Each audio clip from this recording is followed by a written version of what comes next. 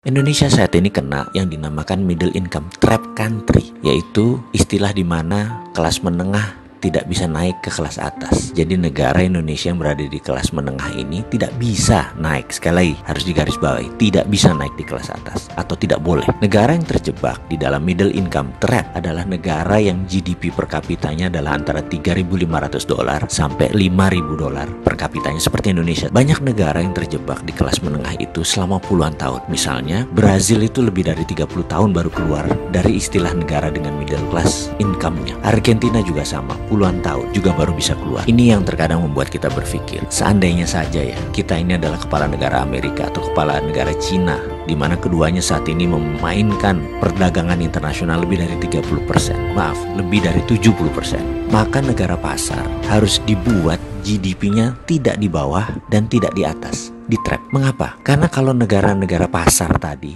income-nya naik, maka negara tersebut harus menjadi negara produsen. Dan ini malah menjadi kompetitor negara besar. Nggak boleh. Jadi nggak boleh negara tersebut jadi produsen. Kalau negara tersebut miskin, misalnya GDP-nya di bawah 1.000 per kapita, mereka nggak mampu beli barang Cina dan beli barang Amerika. Dan kedua negara itu nggak mau membuat negara tersebut miskin. Makanya negara-negara market harus dijebak di tengah. Cara trapnya bagaimana? Dan mengapa harus di trap atau dijebak? Biasanya negara yang berpenduduk besar yang dijebak di tengah oleh negara kapitalis. Caranya dengan jangan jadikan mereka negara produsen dan manufaktur. Kedua, jangan jadikan mereka swasembada pangan. Terakhir, jangan mereka bisa mengendalikan energi. Ada sebuah perkataan dari Menteri Luar Negeri Amerika dulu namanya Henry Kissinger. You control the food, you control the people.